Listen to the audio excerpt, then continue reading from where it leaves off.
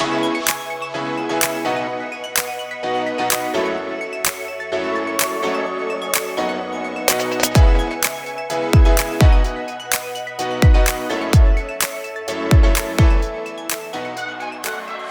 welcome once again to Rediscovering Your Passion and Purpose with Patty. And I am your host, Patty Stulen, and I am also the Chief Pathfinder of Pathways with Patty. Once again, in season 2, we have another dynamic guest that I'm excited to have her share her story with you today.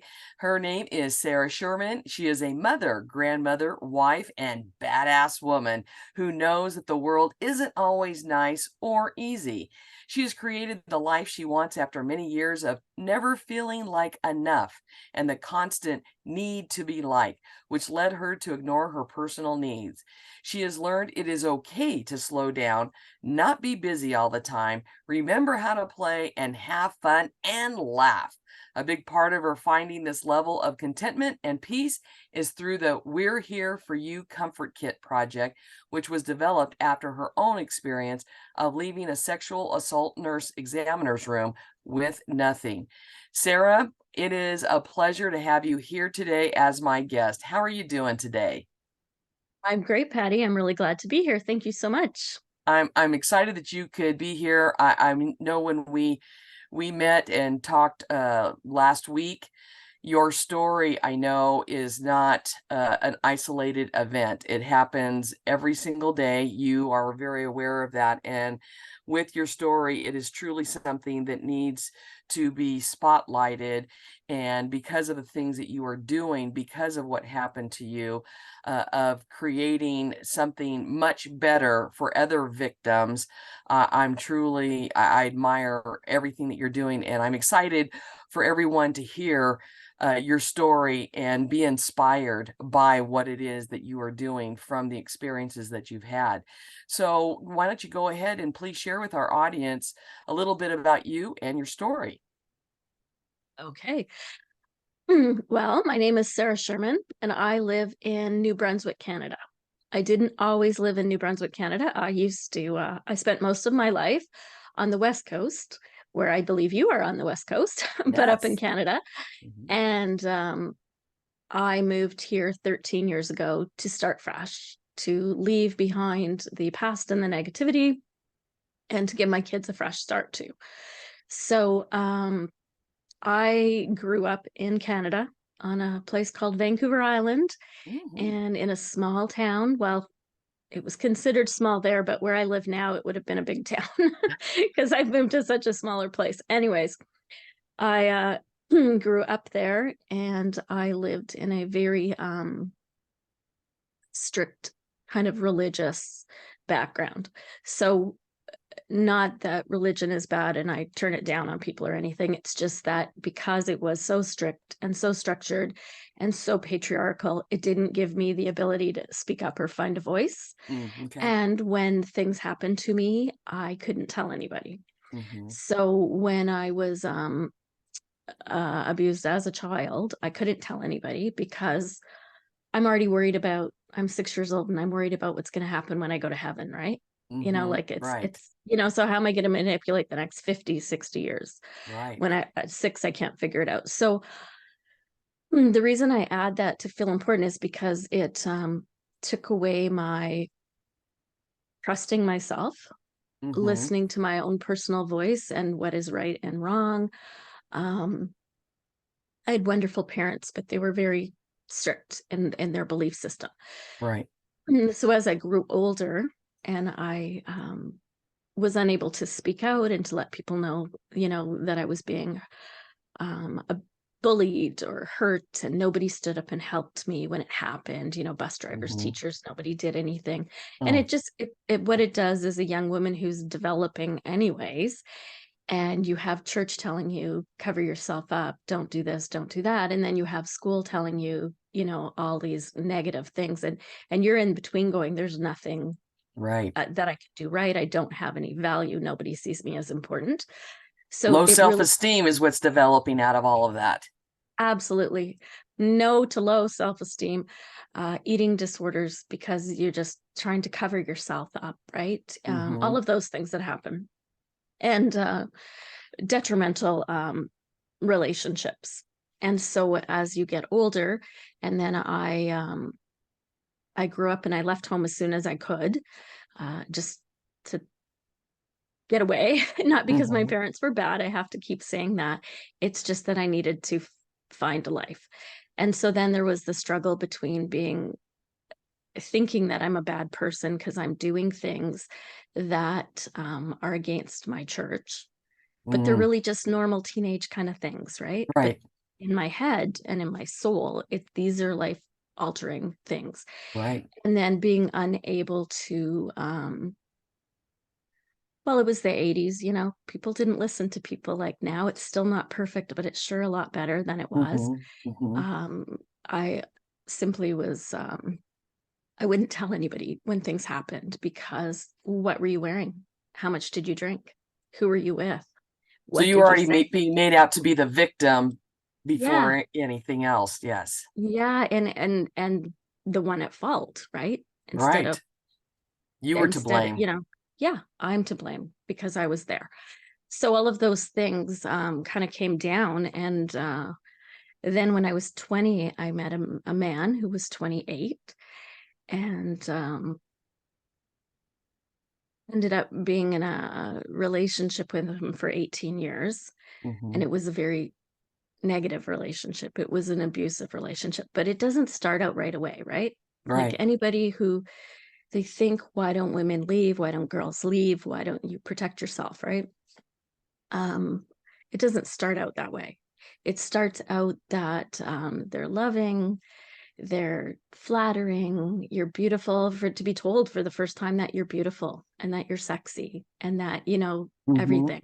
When It's all part of the grooming process that's Yes, happening. absolutely. And it's funny you say that because I've only realized a few months ago, even though I know about grooming, I only realized that a few Mm-hmm. months ago. Oh, wow. Personally, yeah, yeah. And it's all just part of continuing growth and improvement, right? Mm-hmm. Anyway, so the very first time that there was any abuse, I was totally not expecting it. It was at the end of a night, had gone to a movie, gone to the bar, had a few drinks with a friend outside talking and laughing, and all of a sudden, whap across my head. Oh my gosh. I had no clue. The person who Wow. was with us didn't do anything, just kind of stood there, didn't say a word. And I'm just like, what did I do wrong? And that's immediately I went to that headspace. What did I do wrong to Right. get that? Blaming yourself. Yes. And so, and when someone is in a relationship like that, there's tons of red flags. Um, I was too young and naive because I did live in a very sheltered world. Mm-hmm. Um, I'm 20 years old, even though I spent 2 years being a little bit crazy and trying to catch up with what everybody else had been doing for 5 or 6 years. I was incredibly naive. And so I didn't see the red flags. Right. And nobody ever told me, if his family, anybody, and they all knew all of time, all along what was going on. Mm-hmm. I just didn't know that they knew that. Right. So, anyways, all of this kind of goes on. And then, it's very apologetic after when a woman has been abused or hurt. There's a lot of apologies. I'll never do it again. There was, all of this And of course you're stuff. going to believe them because you love them. Yes. And it's the first person who's ever loved you, right? Mm-hmm. And Mm-hmm. so, clearly I did something wrong and I have to do better and I have to watch. And so you train yourself to watch for those signals to prevent things happening. And Mm-hmm. then when they happen, you think, what did I do wrong? I missed something. I have to do better. Right. And it doesn't happen all the time. Like, I suppose there are those relationships, certainly, but I think that in most people's lives, it's intermittent. So just when you think life's going smooth, it's okay, you can laugh and joke again, Mm-hmm. then bam, something happens. Wow. So, anyways, I actually knew before we got married, the week before, that I shouldn't have married him. Like I knew that in my Mm-hmm. heart and in my soul, but I just went, my church has excommunicated me now, so I'm not going to heaven anyway. So what Nobody difference does it make, right? difference to me. And If I'm going to and I, go to hell, let's go down in a blaze of glory, right, right? Right? It's funny. Yes, I never did in my religion. There's different classifications of heaven, and I never did aspire to the highest. I Mm. was always like, just if I get there, I'm good. It's still better than this, right? So I guess suppose low expectations on my life in Yeah. general. Yes. Um, anyway, so I knew I should cancel the wedding, but I didn't because I was embarrassed. I went, all these people have traveled here. I've Oh spent all yeah. this money. I've done all this. And I didn't think he'd leave me alone anyway. Right. Like I Mm. just, And we were maybe if already you didn't living marry together. him, it would be even worse. Exactly. So I did. And my only regret with that, besides all the rest of the stuff, my major regret, I suppose would be a better word, was that as much as I love my children, that I brought them into that. Mm. And that is as much as you learn to let guilt go and accept what you can and cannot change. Those are just things that never quite go away, right? Now, Right. Right. alternatively, if I hadn't, I wouldn't have had my two beautiful children. So Exactly. that's a tough one. And I think women Y- struggle with that all the time. Sure. So yeah, so we kind of progressed. We were together for 5 years before, yeah, I think 5 years before we had our first child. Hmm. No, later. I was 28. We were together for 8 years. So I had plenty of time, but Hmm. I never trusted or believed or thought anyone would believe me. I didn't want to. I was working in social services and government. I didn't want people to know. I mean, I'm Hmm. helping people who are in trouble. And I didn't want people to know that I was, because that was just too embarrassing. Or maybe I would lose my job, or, Right. I'll be Right. homeless because even though I paid all the rent, where am I going to go? I can't afford to live on my own. All Hmm. of those things. And so that's part of the controlling, Hmm. nobody's going to support you. Nobody's going to believe you. My family have lawyers. My family's better than yours. All those things control and condition you. And like you said, it is part of Because the he's grooming. feeding you that information all the time, correct? So of course you're Yes. going to just start believing that that is the truth. Yes. And I was always the main income earner. One thing my mom did teach me was always have your own source of income. Mm, And so wise amidst, words. yeah, it's this whole patriarchal life and restrictive life. She said that, and it always stuck with me. So even when we had kids, I was like, okay, if I'm on my own, can I afford to raise this one child? If I'm on my own, can I afford to raise these two children? That kind of thing was always in my head. Hmm. So, and then you have the financial control because I'm the one working all the time. Hmm. And I would work two jobs and he'd work a couple months a year. And, I'm trying to constantly get us to that next level so we can move, so we can buy a house, so we can have a baby, all those things.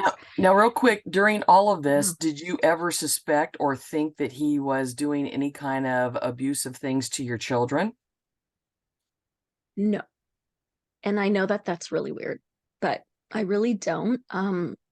No, at the very end is when I left, when I Hmm. could see that the temper was going from me to them. Got That's it. when I left. Okay. And they were 2 and 9 at that point. Okay. So quite a long time. Sure. And then I've got this government job and, I'm moving up in my employment. So my um, self-worth is improving. I'm getting Mm. valued at work. I'm now someone who's seen as someone with knowledge and expertise, Hmm. someone who can move up in the company, right? Right. And there was a lot of pride in that. But at the same time, that was pride to tell other people how smart my wife is, but not at Mm. home, right? Gotcha. So the Yes. outward appearance is supportive, loving, caring, but not behind closed doors. No, no. I was controlled in what I wore and how I did my hair. Now you look at me now, I Kind have of like like no back to makeup. the church, right? Yes, yes, except for the church was don't wear makeup, wear simple hair.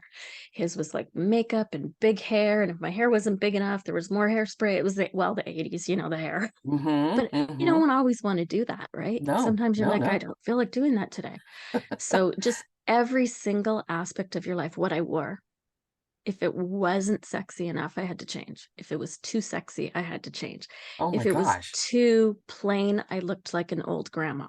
Like just everything. There was just never any positive messaging. So Did you ever There's feel like you were just a bundle of nerves of not knowing exactly what to do, how to do it, why to do it? I yeah, mean, wow, I cannot even imagine your insides, how tense you must have been all the constantly. time, all the time. And I was just gaining weight because I just, if we'd have a fight, I couldn't go anywhere or tell anyone. I mean, we could be driving down the streets, and we lived in Vancouver, BC, and we could be driving down a busy city street and I'd get kicked out of the car and have to figure out how to get home. Oh my goodness. Like one of my places to escape would be to go to a restaurant in off hours and just sit, and I didn't feel like I could just sit there and have a coffee, so I'd order a meal, and so I'm eating things I don't need to, right? Mm-hmm. Just to Mm-hmm.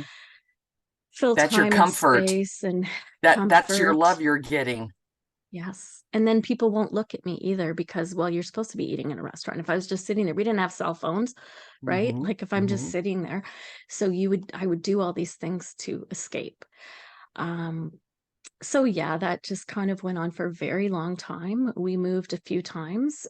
We ended up in Nanaimo, BC, which is where we were before we lived here.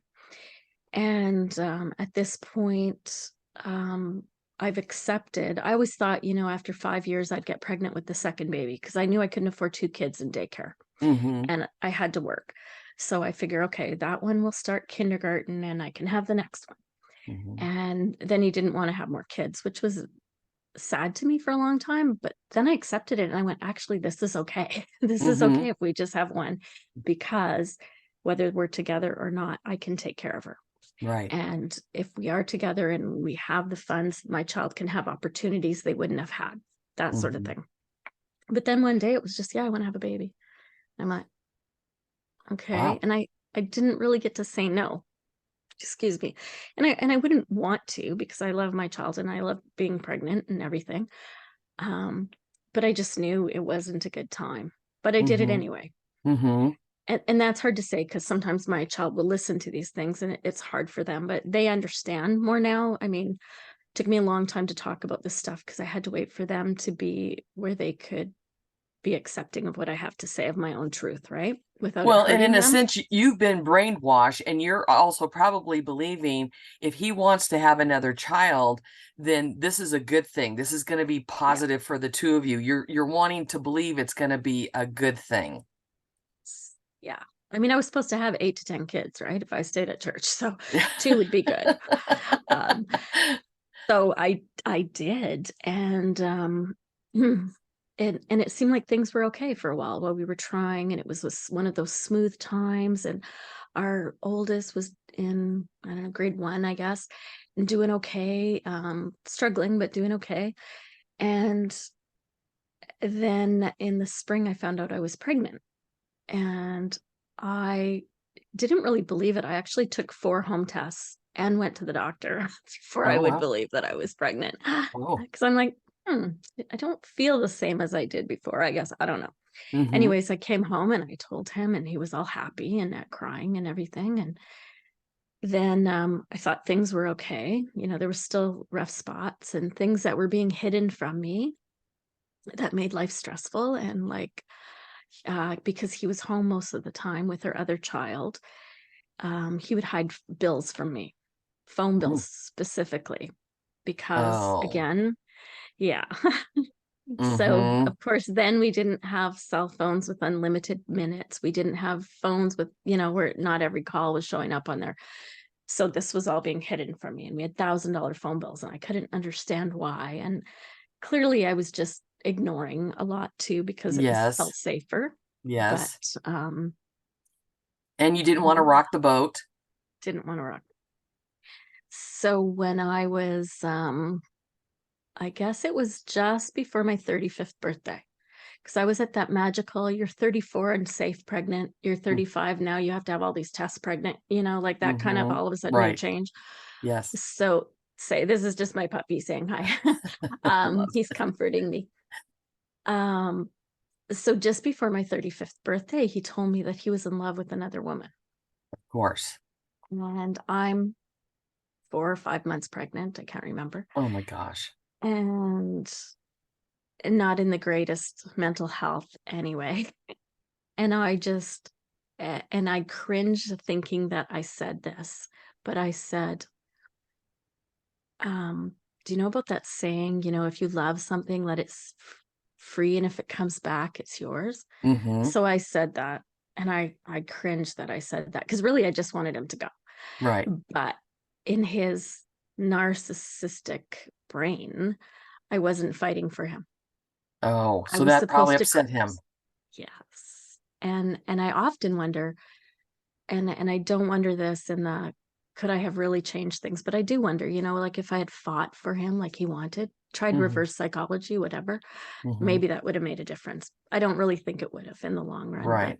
Right. anyways, so the problem with this is that now I'm pregnant, and I was sick every day of my pregnancy. Mm. I am depressed, so I have to go see my doctor and go on medication. I have him going anywhere for days, not coming home. I don't know what's going on. Oh my gosh. I have this woman that he's seeing calling and tormenting me and leaving long messages and stuff. Oh, And it just got completely insane, and I couldn't tell anybody. I was no. like, I'm so embarrassed. And I'm Mm-hmm. trying to do this presence of a healthy, happy little life for my, what was she, 6 years old? She Mm-hmm. turned 7 when the baby was born. So my little 6-year-old, I'm trying to make her seem like, oh, this is wonderful. Mommy's happy and pregnant. And, we would start to play this game called, I wonder if daddy's home yet. Because we knew that the whole change in the atmosphere of the house changed as soon as he got home.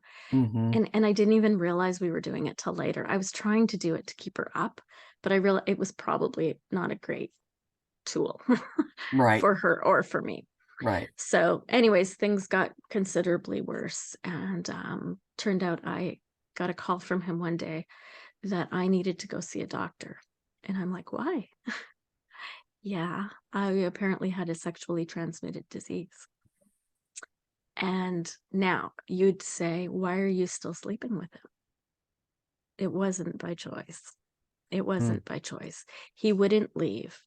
I wasn't allowed my own safe space.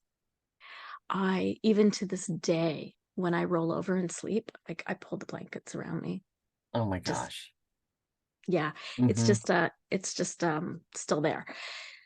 So that on top of everything means that I'm sick with this baby. I'm now getting treated for this other condition. It Mm. then impacts the delivery of the baby. So, we're proceeding on, and all these things are happening, and I'm being tormented constantly. And now the doctor says, when you have the baby, you're going to have to just basically be strapped to the bed with the fetal monitor on you and a drip coming in, because we have to be careful that the baby doesn't get strep B when she's Oh my born. gosh. Yeah. Yeah. But whose fault was that? Mm-hmm. Mine, right? Right. So it was just incredible. Very, very difficult pregnancy. Anyways, so then just before she was born, my due date was November 20th, 2001. And so on November 19th, I just had it. His girlfriend called again and left this message. And she would know when he left, because he'd call and say he was leaving. Because I know he did from his cell phone. And so she would Mm-hmm. call me and act like she didn't know he was gone. And I wasn't allowed to pick up the phone and speak to her. And he wouldn't leave the house as much as I had been trying to get him to. And so I picked up the phone, and I'm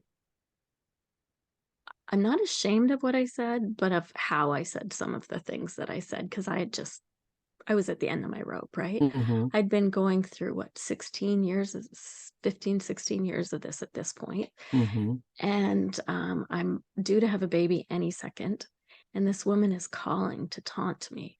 So I picked up the phone and I gave her, I actually still can't believe she didn't hang up on me, and she listened to all the things that spewed out of my mouth, because they But would you needed not. to vent. I absolutely did, Patty. I was like, oh, wow. But the fact that she listened to it blew my mind. It still does. Anyways, so she called him and oh, no, I did. I called his parents and said, you need to come get our oldest from school, because your husband and I, or your son and I, are having it out tonight. And she doesn't need to be here for this. So then he called me because she had called him and said I'd talked to her. And he got mad because, he's trying to work, Oh, well, right? Like, so you're sorry. inconveniencing him. Yeah, I'm so sorry to inconvenience you and your, 4 years of work and 20. Anyways, Mm-hmm. um, Mm-hmm. so he came home and it was very bad. And by the end of the evening, he had beat me up and I had passed out on the floor. Oh, I'm 9 months pregnant.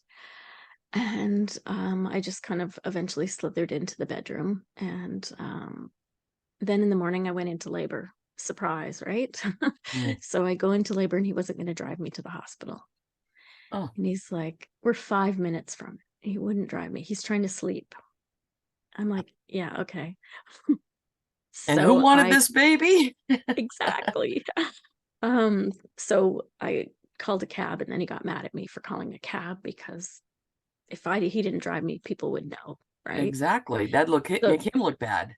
exactly. So then he got up and I had to go take him to the bank to get him money before he would take me to the hospital. And you're in labor. So I'm in labor, Patty. In the time it takes to hit fast cash on your bank machine, I had 3 contractions. Oh my I'm like gosh. dying in there. I'm like, I'm not going to make it to the hospital, but I had to give him money because Oh. otherwise he wasn't going to take me there. So I did. And if you saw the photos of that day, he does not look like anyone I ever knew. He looks very dark, very, very dark and angry. And my poor little baby, like just struggled and had a very hard time because obviously I'm going through so much, right? Right, right. She wouldn't nurse properly. She struggled. So, she lost a pound in one day, Mm. which when you're 7 pounds is significant. Oh, sure. Yeah. So, anyways, the life continued and he was still around and wouldn't leave. And now we're in the summer of the next year. And there's an afternoon where we're supposed to go see friends. And the reason I tell this story is this is my first restraining order Mm. in like 16, 17 years, my first one. So we were supposed to go to friends, but he'd been out all day and he'd been drinking. And I said, I'm not taking the children in the car with you because you're Mm-hmm. drunk. You can Mm-hmm. go kill yourself, but you're not going to hurt us. And so he got really mad at me. And at this point is when I had started to see his anger started to float towards the children. And so I was worried for them. Mm-hmm. And then he had me like this against the wall and he was holding me up like that. He's And choking you. he's choking me. And I was trying to yell to my oldest, who is 7 years old, to grab her 8-month-old sister and go hide in the yard. And that's a really hard memory. Like that's a Sure. really, really tough one. Um, Now, during all of this, do you know or had the girlfriend ever expressed to you that she was being abused by him, or he was basically letting it all out on you and she was receiving all the goodness? well, I think that's how she tried to play it out. But there was one time, and I must have been before this, where he had called me and said his car broke down and he needed a ride. But it turned out later that it really had been that he had been in jail because he had assaulted her. And she So called the police. or somebody did, I think probably Oh, one of her kids. gotcha. Um, so certainly she was a marginalized woman as well. She wasn't Mm-hmm. treated well and she'd had like some stuff in life. And that made me all the angrier at her though in the phone call because I said, like you've got all this your own shit going down here and all this Mm-hmm. bad stuff that's happened to you. Like, why would you do this to another woman? Why would you do this Exactly. to another mother? Because I said I would never do that to a woman or a mother. And we are all learning that hurt people, Yes, and that's what she was doing. exactly. Exactly. And so I'm sure, and I said, I don't know what he's telling you, but if he's telling you I'm fighting for him, I haven't fought for him since day one. I told him day one to go to you and he won't leave. Mm-hmm. So stop harassing me.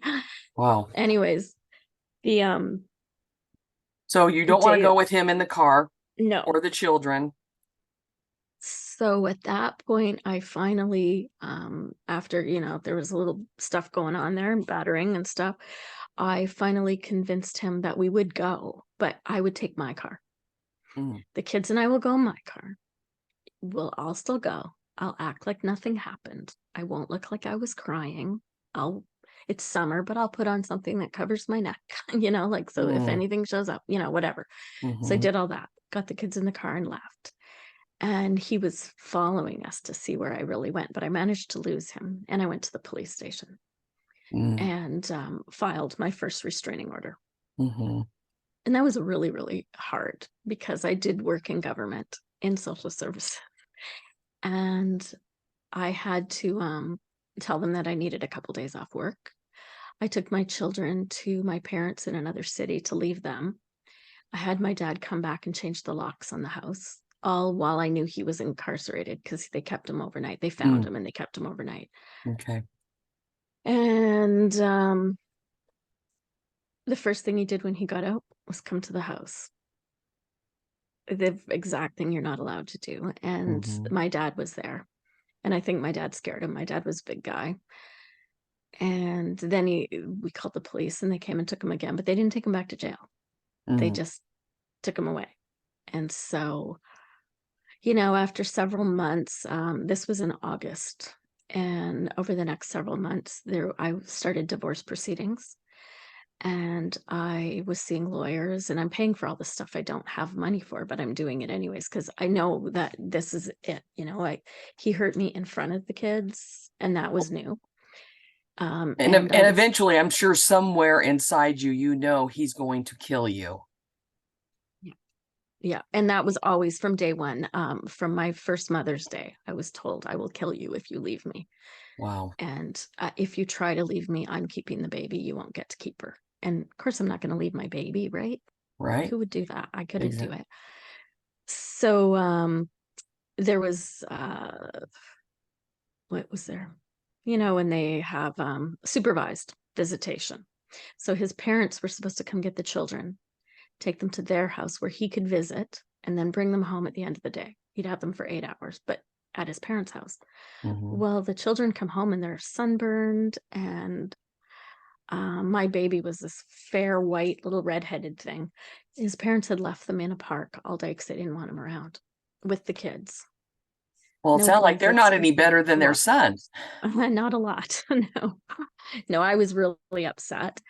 And eventually, I even paid him off $10,000 to try to get him to leave, and it didn't work. Like, because we had to sell the house, a house that if I had it now would be close to $1 million because of where it is, Mm-hmm, probably about 800,000. But I had to sell it, and I had to move from a home that I could afford barely to rent that cost $400 a month more plus utilities than what I could afford. mm, So, and he was still crying to the kids that he had to live in his car. I paid for hotel rooms for him to stay in, like anything, just to keep him out of my house. And I finally couldn't keep doing it. And the harassment, I couldn't take it anymore. So he moved back into the house, but downstairs. oh my gosh. And then we got a new place to live, and he wasn't supposed to move in, but he wouldn't leave. And And he's I still didn't, seeing this other woman in the meantime? Oh my gosh. and probably others as well. Yeah. Oh. And so then my friend who had rented me the house said, I don't want him there. And he wasn't supposed to be there. So after 6 months, I had to move. And Mm, so I had to find another place to live. And this time I said, you are not moving in at all. I have international students staying with us to help make rent. I have my two kids. I'm paying for daycare. I'm working. I can't have you living here too. And so he was supposed to move out. And he didn't move into that house. But that's when the criminal harassment really started. Um, he would come to visit the kids, and I was on a very, very tight budget. So I had these four little girls because I had two international students plus my kids. mm-hmm, And at this time, my kids were almost 10 and almost 3. And I would make meals and I would feed all the kids, and there wasn't really enough for me. So mm-hmm. they'd go, are you eating? And I'm like, no, I ate earlier. I'm not hungry. The things moms do to protect Right. their kids. Yeah. Well, he would show up and he would eat. And I'm like, okay, well, there was tomorrow's supper, because what can I Mm-hmm. say? I can't say in front of these students, I don't have enough food for tomorrow, right? Mm-hmm. Mm-hmm. So he very much manipulated that. And then he would leave. And I would go, something sounds weird. And I would look upstairs, and I would went into the bathroom, and I looked up through the skylight, and he's standing on my roof, Oh. staring down. And I'm like, get out of here, get out of here. But I had to be Oh. careful because I had these other kids with me, and I couldn't let them know this is going down. I should have had them taken elsewhere, and I didn't. um, because I was just struggling to, you just live minute by minute. Like Mm-hmm. you can't think like I can now as to what should have happened then. Mm-hmm. So another night I was in my bedroom, and I'm on my computer and I'm working because I had my own business at that point. I had left government. They had downsized, and I Mm-hmm. ended up leaving and started my own business. I'm working in my room and I hear something. Now, keep in mind, I'm on the second floor, and my bedroom backs onto a cement path. Outside my window, I go and I flash open the curtains, and he's standing there on a ladder, staring in my room, Oh my and God. almost fell off the ladder and got mad at me because I almost hurt him, and he could have died. Yeah, because you Like put there was him just on that no, ladder. I know you doing that. Like I'm like, get out of here. I'm gonna call the police, right? Because he's not Oh. supposed to even really be around. Well, no, the first restraining order had ended. That's right. And they put in Canada, they put a peace bond in after the first restraining order, which is like a 1 year, you have to keep the peace thing. Well, that year was over. And that's when the Mm, nightmare really started, because he's mm, like, okay, I'm safe now. The year's over. So mm-hmm. things like that continued to happen. I would think that he had left and then he was on the doorstep or whatever, or in my house. Um, and then one day and I still wasn't telling anybody, but I was very, very emotionally fragile at this point, right? And Mm-hmm. my kids are starting to do a little bit better because he's not in their everyday life. Right. Um, and I had an appointment, so I was going to take my baby with me to the appointment, and it was a business meeting, but it was someone I knew, so it was okay to take her. Mm-hmm. And we're driving down a busy street, like a long, busy thoroughfare kind of thing, right, in the city. And he tries to drive me off the road into traffic Oh my with the God. baby in the car. And he knew she was in the car, and it didn't matter. He's Yeah. crazy. Yeah, crazy. Yeah. Yeah, beyond narcissistic, but just crazy. Oh. And I had to outrun him. I'm in a Ford minivan, and I'm trying to outrun him on the streets to hide. And I managed to hide. And then I saw him go by and circle around a couple times and then disappear. So I went to where I was supposed to be, but I think I parked elsewhere. And I went in, and she was like, "You're late, blah, blah, blah." And she saw my face, and she's like, "Okay, what happened?" And I just, he tried to kill me and my baby, right? Like I just Mm-hmm. let loose and I told her everything. And she knew that he was crazy because in a business meeting, and I haven't said this in another podcast, but in one of the business meetings where she'd come to my house and we were having a meeting, how you do when you're entrepreneurs, a kitchen clutch kind of meeting. Mm-hmm. And he walked into the room stark naked and just Oh. stood there. And she's Oh. like, "What is going on?" And I lost it. I'm like, "Get out of here. Like, what is wrong with you?" And so she knew when I told her. She's like, "Yeah, he's crazy, Sarah. He's crazy." And I went, "Yeah, it just doesn't feel good. I don't feel safe anymore."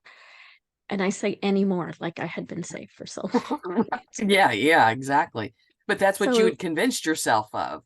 yeah, yeah, because you'd go through these periods of thinking that things were okay, right? Mm-hmm. So she reported it to the police, and I'm really grateful that she did, because who knows? Who knows otherwise where things would have gone. So she reported You it to may the not be police. sitting here telling your story right now. Yeah, yeah. I think that's quite likely. With her reporting it and the police officer coming over, and he sat down with me at my house. I met him back there. And I told him some of the things that were happening, and he's looking at me and his face is dropping, and he's like, and I'm like, I know it's probably not illegal. It really doesn't feel good. And I don't feel very safe. And he goes, oh no, this is all very illegal. No. This is stalking. This is criminal harassment. This is because he would Mm-hmm. show up at places that I was at, everything, right? All the traditional things. And he's like, no, no, no. This is crazy. And he said, you need to come write that down. And I said, well, I can't come to the police station right now. And he said, why? And I said, because I'm in charge of the school fundraiser and I have to make 150 cupcakes for tomorrow. Oh my God. He's like, I don't think that's the most important thing right now. And I'm like, oh, I have to because the school's already mad at me because I haven't been doing a very good job lately. Oh. So I was yeah, so I did that, but I reported it. Now, one thing about having worked in government is I knew how to document things. Mm-hmm. I remembered times and dates and wording and everything, right? So Mm-hmm. I just sit and I spewed all this out to him in an email. And the next day they picked him up with a restraining order and he was in jail. I went to the Halloween fundraiser, did all that, brought the kids home, Got those and then cupcakes done. got those cupcakes done. And yeah, so that was that. And now the next 10 days, I started to feel like life might be okay. Right. Mm-hmm. Like I told my parents what happened. Like they knew it the first time. They knew this time. And I said, this is the last time. It's not happening again. I can't put the kids through this. I can't live through this. I don't know how it's going to go, but this is the last time that I'm getting a Mm-hmm. restraining order. And so I was required again for supervised visits and to let him see them. And I said no to the little one. I said she couldn't. And the older one, I said she didn't have to, but she said, I have to, mommy, because daddy will get mad at me. And I'm like, it doesn't matter if he's mad. It's okay if you don't. And anyway, she insisted that she wanted to. And all he did was ply her for information about me. Who am Of I course. dating? Who am I seeing? Who am I talking to? Like I had time for that. Mm-hmm. No, I never cheated once. I never even kissed anybody in my 18 years, right? Like I Mm-hmm. just didn't have, first of all, I wasn't crazy. I wasn't going to get beat up for doing something stupid, let Right. alone I believed in marriage and that you're with one person. Mm-hmm. So then it would have been the weekend of November 6th and 7th. And I remember that because I know the day everything went down. We went up to my parents for a couple days. Everybody in the family knew stuff was going down. So one of my brothers and his girlfriend came and we all did an early birthday for my oldest Mm-hmm. because she was about to turn 10. She was so happy. The family was there. She was the center of attention because she never got to be the center of attention. So she was Mm-hmm. thrilled. Mm-hmm. We went home. I had all the uh, international kids and my kids and everything, and I felt great. And that Monday morning, I got up going, okay, I can do this. It's been almost 2 weeks. I can do this. I'm feeling good. This weekend, family, I know I have support. Kids are at school. I took everybody to school. I went to a business meeting. I came back home. I walked in the door, locked the front door because, you have to be safe, right? Right. Right. When he jumped out down my stairs with a butcher knife Oh at me. gosh. Yeah. And because for so many years, he would do crazy, funny things to me. And I would go, ha ha ha. I would try to make him laugh. I tried to, tried to connect somehow there. It didn't work. And he had been in the house for a while because there was stuff written all over my walls. He had taken a crowbar and bashed the walls and my computer and threw my phones in the toilet and everything, right? So I Oh. couldn't call for help. The doors were locked. And the next 3 hours, he proceeded to physically, emotionally, and sexually assault me. Where were your And girls? they were at school. Okay. My littlest was at preschool, so I had to pick her up at noon. And I had walked in the door at 8:45. Mm. And he kept telling me for 3 hours how he was going to kill me and the kids because he didn't trust my parents with their crazy religion. And he didn't want any of my siblings to be around my kids, and he didn't want his parents around my kids, and he knew that he was going to go to jail, and he was never going to jail again, so he was going to die today too. Oh, So they had to die too. The big dilemma, this was the dilemma, was does he kill me first or the kids first? Does he make me watch him kill them? And oh, that for 3 hours, I'm doing everything from trying to just disassociate to trying to connect emotionally to trying to convince, and there was nothing. There was nothing there. He was just crazy. And it turned out that when he had seen my child on the Thursday prior, she had told him we were going to Grandma and Grandpa's for the weekend. He'd spent the weekend in my house going through everything. And he was there when we came home, and he knew when we left, and he heard me say when I would be back. And so he knew everything. And so after about 3 hours of this, it's November, there's no heat on in the house. He's taken everything. I'm laying there with nothing on, no blankets or anything. And after almost 3 hours, I finally said, okay, I'll call the preschool. And the only reason I said that was hoping that I could escape and get help in the time it took him to drive there, because it was about mm-hmm, 10 minutes away. mm-hmm, And so he took me, and before I was allowed to call or anything, he finally agreed to let me put my pajamas on because I was shaking. And he had me with my head off the bed, and he tied my arms down below me and then tied my legs up. And then the only thing I could do, and I don't know where it came from, some inner guidance told me to pull my arms tight so that the ropes seemed tighter than they were, mm-hmm, and that hopefully I would get a little slack after, right? But just mm-hmm, act, and I went, ow, ow, it hurts. It's too tight, even though I had some movement mm-hmm, because mm-hmm. I was trying anything I could do. And then he threw my underwear in my mouth, and he tied something around my mouth so I couldn't call for help. And he threw after he had me call for help to let him go to the daycare, or the preschool, he threw my phone in the toilet. And then he left. Wow. And I couldn't try to escape right away because how many times had he pretended to leave and hadn't left, right? Like if Mm-hmm, he could be standing outside my bedroom with that knife. mm-hmm, I didn't know. Or the crowbar that he had been smashing around me, right? Like I didn't know. So I waited, and it felt interminable. Like you have no idea how long it felt like. Um, but I waited, and I thought, he's not coming back. I don't hear anything.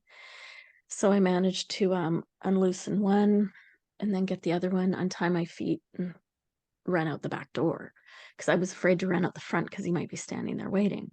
mm-hmm, So I went to 2 houses and nobody was there. And I'm leaping over like the fence and the back deck and stuff to try and so then I had to run across the street and get help. And I called the police, and it was probably just a couple minutes before 12. So it had probably been about 8 or 10 minutes since he left. mm-hmm, And daycare got out at 12. I didn't know what time it was, so I had no concept of that. mm-hmm. Just a second.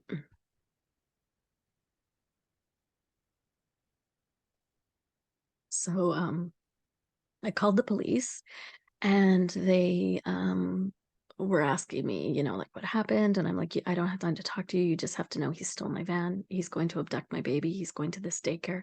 And he said he's planning to kill us all. And so he will drive into traffic if he sees anybody. Mm-hmm.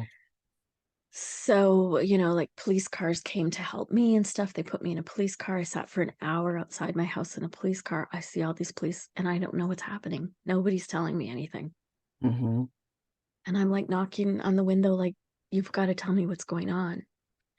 And I'm sitting in the police car barefoot, like they didn't bring me anything from my house or anything. Mm-hmm. And finally, about an hour later, the officer comes and says, there's been an accident and we need to go to the hospital. He goes, we think that your little girl might have been hurt. And I'm like, okay. Of course, I'm frantic. And he gives me a cell phone to call my mom. And I called my mom. She was an hour and a half away. And I said, you need to get here quickly. I don't know what happened. I just know Jessica's been in an accident and you need to go get Rachel at school and meet me at the hospital. And don't ask me any questions because I don't know anything else. Right. And so then the police officer took me to the hospital. And now this next part comes into the work that I'm doing now. Mm-hmm. That was all what precipitated me needing to get into this work. Mm-hmm. And so when I got to the hospital, the officer said, your baby's in the emergency room. We can go in. And I said, I'm not going in there. And he said, why? And I said, because he's in there. If she's in there, he's in there, right? And I can't see him. I'm terrified because I don't know what's happened. Right. And you And don't know what he's going to do when he sees you. exactly. Exactly. I don't know if he's been injured. I don't know if he's sitting there with police. I don't know what's going on. And he said, you won't see him. And I said, you can't be sure of that. And I said, and I have no footwear and it's November. I need, I need something. So he said, I'll be right back. So he went in the hospital. He brought me back some of those paper booties they wear in the OR, really Mm-hmm. warm and comfy. Oh, yeah, And that's oh gonna yeah, warm you right up. yeah, great November footwear. Um, so he did that, and then he came back and he said, no, he's not there. He's on a different floor. And I'm like, okay, that just sounded weird, but whatever. Okay, he went and checked. So I went in, and then I was taken to a quiet room. Because I said, I'm going to go to the ER. I want to see my child. And they go, we don't know if it's your child. What? I said, okay. And they said, well, we think that this baby isn't yours because she's too small. Like my little girl was 10 days before her 3rd birthday. Mm-hmm. And I said, my child's really little. She's like the size of a 1.5-year-old. She's very, very tiny. And they said, okay. So they brought me, I don't know if you have them in the US like this, but they're the plastic hospital bags with like the blue writing and the big handles on them. And they Right. brought it over to me and they opened it up. And I got to see her bloody cut off clothing. That is something that nobody should do to a mother. Like No. there had to be a better way for me to identify her than that. Like Yes. she has red hair and blue eyes, something, right? Yes. I just felt like I was going to throw up. And because, I'm not feeling good anyway, right? Right. Had Yes. a rough, After had a everything you've rough just been morning. through. Yes, Yeah, exactly. been a rough day. And so I'm like, no, that's her. She's very, very small. So they took me into her.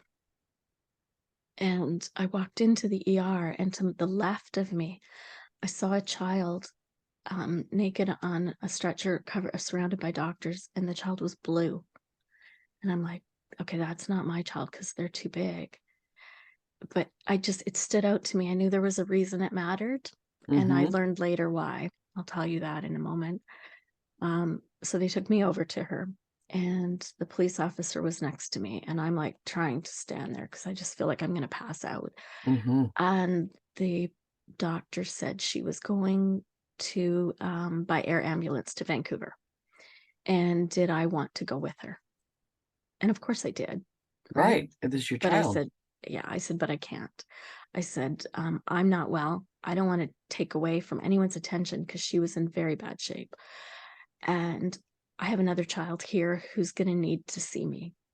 And I knew my child was going to be in the operating room for a very long time. I think it was about 10 hours that she was in surgery.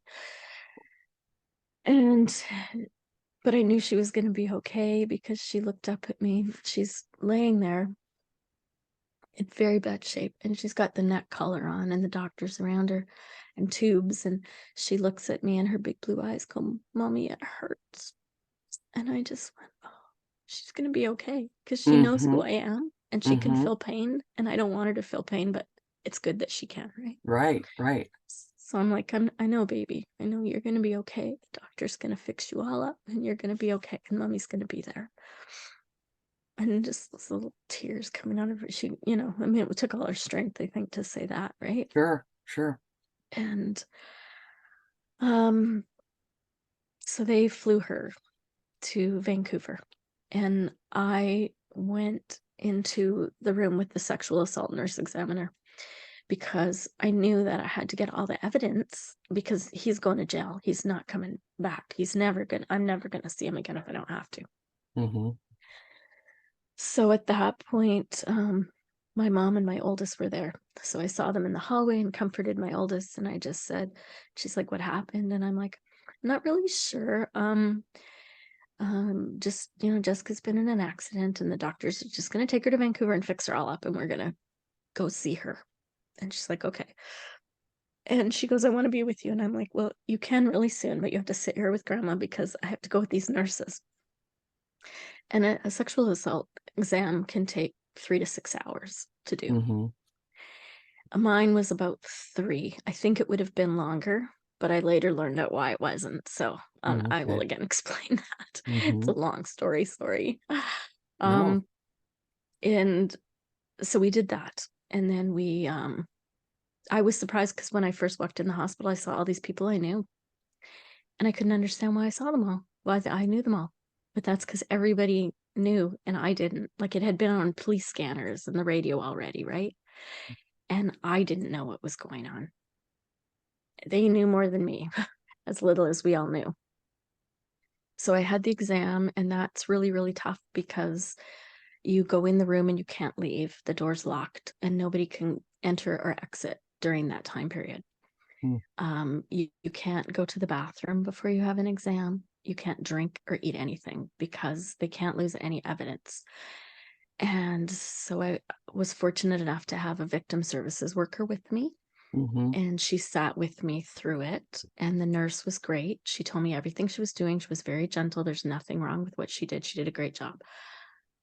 However, at the end of it, I had walked in with 2 pieces of clothing that they had to keep. I had nothing else. They had nothing to give me. Oh. So I'm like, well, they're like, okay, you're all done. I'm like, well, I need something to leave. I have to get to Vancouver to my baby. What can I wear? So they found me more paper booties. They found me, the paper maternity underwear that you get after a baby, Yes. Yes. and an ill-fitting, which it was very nice, expensive, and I'm sure the person who donated it thought that they were really doing a good thing, but it was a bright pink neon 2-piece velour I live in Florida kind of sweatpant outfit. Oh. And You were no quite bra. the fashion statement. And no bra. And I was still nursing. So, Oh. was just, it was awful. I didn't ever imagine that you could feel worse after what I went through than to feel like that, because I just felt like a stuffed sausage in this thing, right? I felt awful. Mm-hmm. And that comes to the work that I do now. Anyways, that all happened. Later in the day, we found out after I did a 3-hour police report, and the officers were great. They were very helpful. I did a 3-hour video interview and did all of this. And at the very end, they told me he died on impact. For 7 Wow. hours, we'd been going through all this. I was terrified of seeing him. I would, And they knew he had passed away. instantly. Instantly. But if I hadn't gone through, if they had told me that, do you think I wouldn't already be in Vancouver with my kid? Yeah. Yeah, I wouldn't have done there wouldn't have been any point.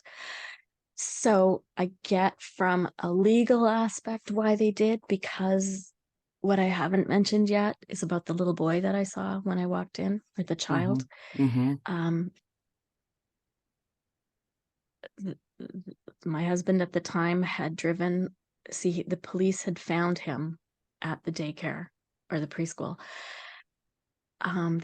As he was walking with her back to the car, he went into the preschool, he picked her up, seemed fine. He saw the police. He threw open the side door of my minivan. He picked her up and apparently threw her in like a sack of potatoes. Got in the car, slid the door, and sped off. And in 57 seconds, he had hit another van with a mother and her child. And then it had hit another vehicle of a father who had just had a baby, and threw my husband at the time to the ground and threw my baby out. And that's why my baby was so hurt, because she had no car seat. She had no protection. She was thrown to the ground, just swap, and she lost a couple liters of blood. And the officer was there instantly, because like he said, they disappeared over the hill, and then he saw them. and he ran to her and he said she was gone. Oh, And he said, he's like, I'm an officer. I know when, how to check for a pulse and all that stuff. There was nothing. And then he said, I shook her. Like, you're not supposed to do that, right? But he shook her and he's like, come back. And she went like that. oh my And he said, goodness. yeah. So, yeah. So this impacted my whole community. It impacted my school, the So the little school where boy my that was on the kids, stretcher, was he alive? he was kept alive. Mm, While they hoped to get her out of her coma so she could see him again. But really, mm, so it was a very long, legal, terrible thing. And I know that that's why the police had kept me going through that process, not mm-hmm. to help me, but to help the other people. And I get that. And it's probably good they did that because I wouldn't have stayed. I'd have just been out of there. I'd have Right, been gone home, thrown on some clothes and left, right? I don't care. right. Doesn't matter anymore.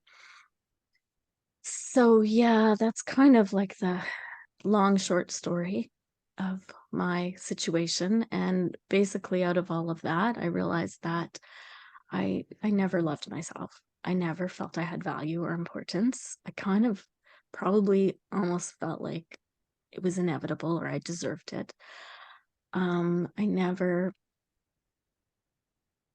yeah, I found value in myself through work. I always thought Mm-hmm. I was the dumb kid in class. When I got into work, I realized I wasn't. I just was so shy. I couldn't even put up my hand. I couldn't ask for help. I would rather fail than have to speak up, right? Mm-hmm. And that's how my whole life went. Right, And that's not it anymore. It's I don't want that to be my story. right. Like it is my story, and the fact is I use it as a learning tool and as it's like the catalyst to help me moving in a different direction.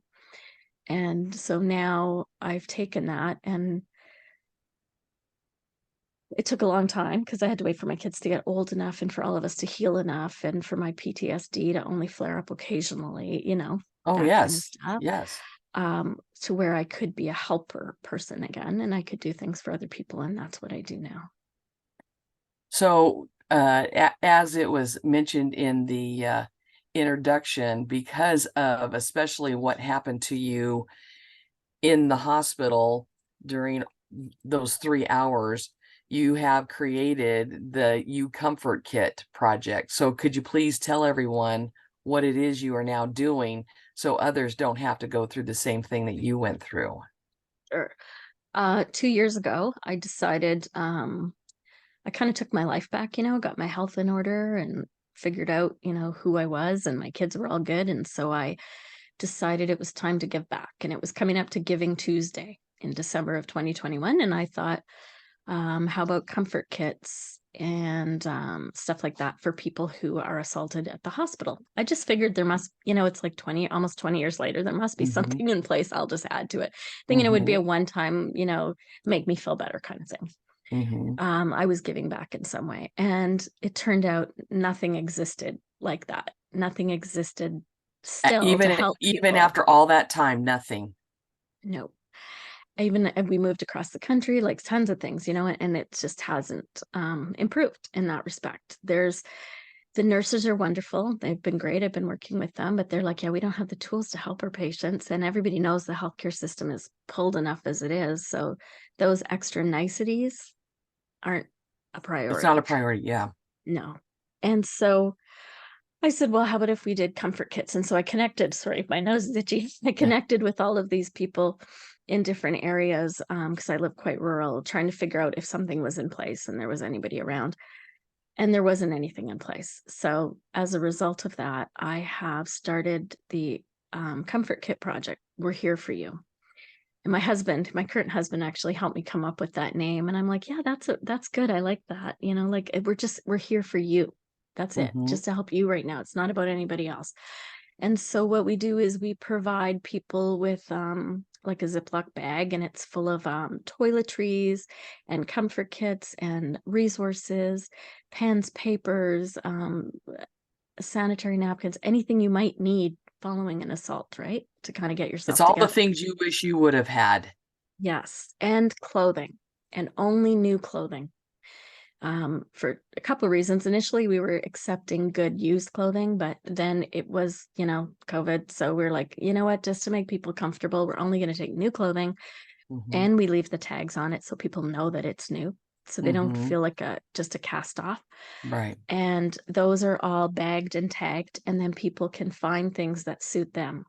We recommend light or plain colored things, white, black, brown, whatever, things that aren't going Mm-hmm. to make you stand out when you leave the Mm-hmm. hospital. Leggings. We even have stuff for young men who are assaulted. We have footwear, flip-flops or slippers. I can't really do too much else than that to try and No. meet the masses. We have, and gift cards. So because we're rural, you have to travel to anything. Mm-hmm. Gas is so expensive. If you're like me and you hadn't eaten in probably 24 to 48 hours, a meal would be really great. So just Mm-hmm. even, I don't eat McDonald's, but I can tell you I would eat it then, right? Oh Just a yeah. McDonald's card, whatever. We have grocery cards, all those kind of things. And in the future, once we get charitable status, I want to get hotels to agree to one night stays for women and Wow. people who are going through this, because not everybody is going to leave their partner, No. and they have the right to make that decision. And not everybody wants to go to families or can't, or to a transition house or anything. So we're setting that up for future. And we also have just nondescript reusable grocery store bags for people. So when they Mm-hmm. walk out, they don't have that big, ugly, I've just been to the hospital bag. Right. So who doesn't have a Walmart or bag or whatever around them anymore, right? So you Mm-hmm. don't think anything. They can choose what they want. For people who need makeup or special things, we have some special things to the side that those people can select from, whatever makes them feel comfortable to leave. And they can shower at the hospital, all of that. Wow. Yeah. Yeah. I, I'm just, first of all, I'm mesmerized by your story. I'm mesmerized by your tenacity. That's what's got you here today. I mean, this is absolutely, your story is remarkable. And the way that you tell it, it's like I have just watched a movie. I can see this being a movie. I'm so glad that you're here to be able to share it with everybody. And the fact that you are taking this horrific incident, not just incident, these horrific things, events, and that you are turning them around to not only heal yourself and your daughters, but to help and heal other people out there too, because we know that in many cases, this is almost a silent killer because of the way that you are groomed, the way that you are uh, brainwashed to believe everything that this particular person tells you, and you don't feel that you have any other options. And you are bringing it out into the light, and I commend you so much for what you're doing. Thank So you. going along with that, now where you're at in your life, what would you say you are passionate about most in your personal life? Oh, I think making the most of the moments, that we have. Mm-hmm. Like I've Mm-hmm. learned in even just the last year or two to rest, and that it's okay not feel guilty. It's okay, Mm-hmm. the laundry's still going to be there. It's not Mm-hmm. going anywhere. To find joy where you can, enjoy those moments, reach out to people that you care and love and let them know that, and that you're Mm-hmm. there. Listen to people and talk to them. And so I've started working with kind of as an offshoot of this, because this is all volunteer, the We're Here For You comfort kit. I've done not coaching so much, but working with women and youth to raise awareness. That's a huge part of the project as well, is because if we can stop it, then we don't need that, right? We know it's never going Exactly. to stop, but if we can raise awareness, more people will reach out and notice other people's problems. They'll help other Right. people. Right. They'll listen and not judge and not say, well, why didn't you leave? Why Mm-hmm. didn't you leave? Like people could hear what I just told you and go, well, you had 18 years. You had a lot of chances to leave, but Mm-hmm. it didn't feel that way. And I Right. put into, or, as a result of that relationship, I lost a lot of other relationships because you get isolated and you Mm-hmm. get, broken Because from that's other what they people. want. Absolutely. So you don't have that support system anymore. So I'm passionate about helping other people realize their value, tapping into like that little child who felt like they could never speak up and letting them play, run funny, dance funny, sing badly, color outside the lines, whatever, like just do Mm-hmm. those things and don't feel judged so much. And so I'm really working hard on raising awareness with youth. I'm doing workshops, a lot of them on healthy boundaries, how to know when your boundaries are at the right level for you, to have positive relationships, looking for red flags and green flags in young men and young women, and helping them to know that if they love themselves, they're going to see those other flags better, the red and the Right. green.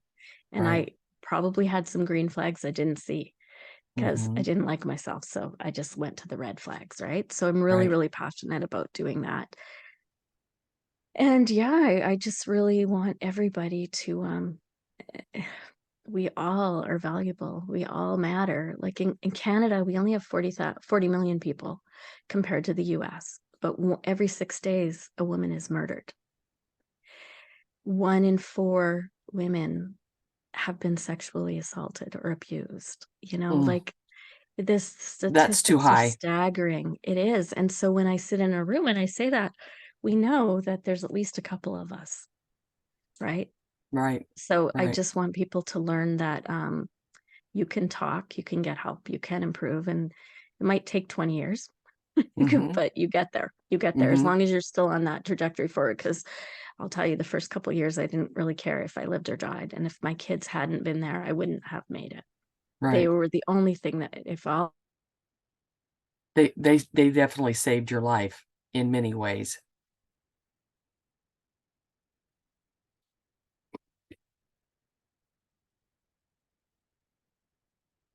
I think we're stuck.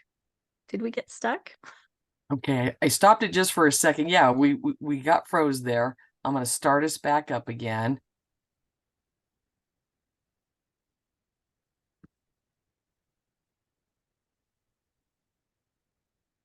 So at this point, what would you say, personally and professionally, is your purpose? Um, to raise awareness Mm-hmm. about family violence and gender-based violence, I think, and Mm-hmm. help people just find personal value so that maybe they can avoid it, or if they can't avoid it, that they recognize it sooner and know that it's okay to ask for help. Sure. Yeah. So with everything you have shared with us today, I think I know, but I want you to share with the audience, what is your superpower?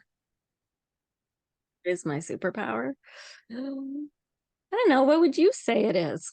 I'd say it's your tenacity for, I mean, I think a lot of it you give credit to your daughters for making it through everything, but you had to have that tenacity, that will to continue on, not just for your children, but for yourself as well.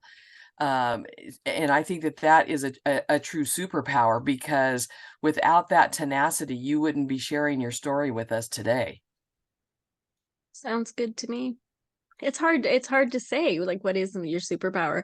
I think it's listening to, it's just I Mm-hmm. listen to people and I recognize things, and I'm listening to my intuitiveness more in Good. all of my life, and that makes a huge difference. Yeah. Oh yeah, yeah, most Yeah. definitely.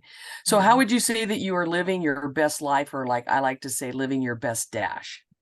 My best dash. Um I think through this project really is my best dash. I think it's going to be a legacy. My I agree. we started at one hospital. We're now in all the English hospitals in New Brunswick. Next we'll be in the English and French, and then we'll be in the rest of the maritime provinces. And we plan to be a federal nonprofit and go national.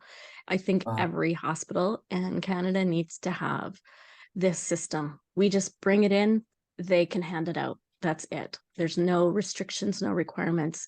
You need help, you get it. Wow. Powerful. So, Sarah, are there any final thoughts or words of wisdom that you would like to share with our audience? Um, I think the main thing would be to, listen to yourself, listen to your body and your heart, and realize when the world is giving you positivity, accept it. Don't try to discount it. Like even you Mm-hmm. saying the tenacity, my first instinct is to go, well, no, like anybody would do that. But they wouldn't. Accept that you have qualities of value and you have something to give to the world.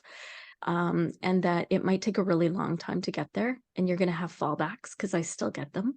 I Mm-hmm. still occasionally, think I see him or hear him or dream about him or whatever. And it'll be 19 years soon. Mm-hmm. So just keep moving forward, and don't beat yourself up if today needs to be a down day. Just don't make Mm-hmm. it every day. That's the Exactly. thing. Yeah. Yeah.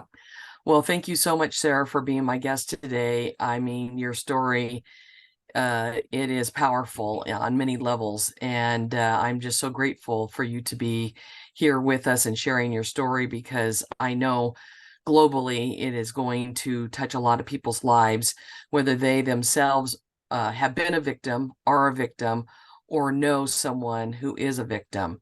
And your words are powerful, and I just appreciate you being here today. Thank you, Patty. Thank you for having me here. Yeah. Absolutely incredible. So I know that once people finish listening to this episode, they are going to want to reach out to you and know how they can help, connect with you, talk with you. How can they do that? Well, for the Comfort Kit project, it's .ca. So just like the we're, but without the apostrophe, werehereforyou.ca.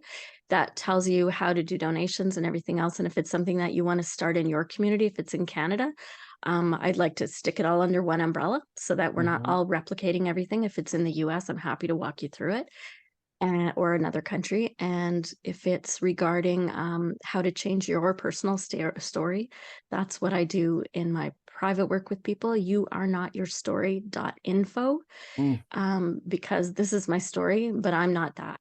right.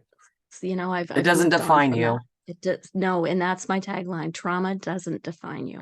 So Mm-hmm. you can still, that can be your story, but you're not that story. Yep.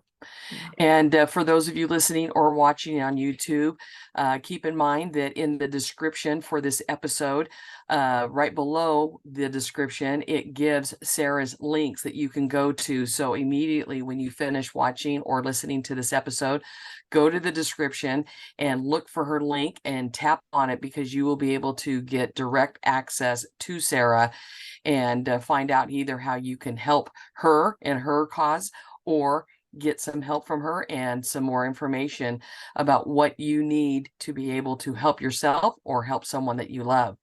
Well, once again, Sarah, thank you, thank you, thank you. It is an honor and a privilege to get to meet you and know you and share this time with you. Thank you, Patty. And thank you for spreading the awareness. It's really important. Appreciate that. Very welcome. And so for those of you out there listening, remember to subscribe and follow this podcast, and go ahead and invite your friends and family, because as you've heard me say on social media and here on the podcast, we are now global, all over the world, not just in North America anymore. And so get your friends and family, and while you're at it, go ahead and hit that 5-star rating, and please write a review. I would love to get that from you as well. That would be awesome. And don't forget to check out my website at www.pathwayswithpatty.org and sign up for a Zoom chat with me. And you can also get my free Pathway to a New Beginning roadmap to help you discover your passion and purpose if you don't have one right now. So until we meet again, continue to live your best dash, and know that life's an adventure, and I want you to enjoy the journey, because your life matters. Thank you for joining us today, and God bless you all.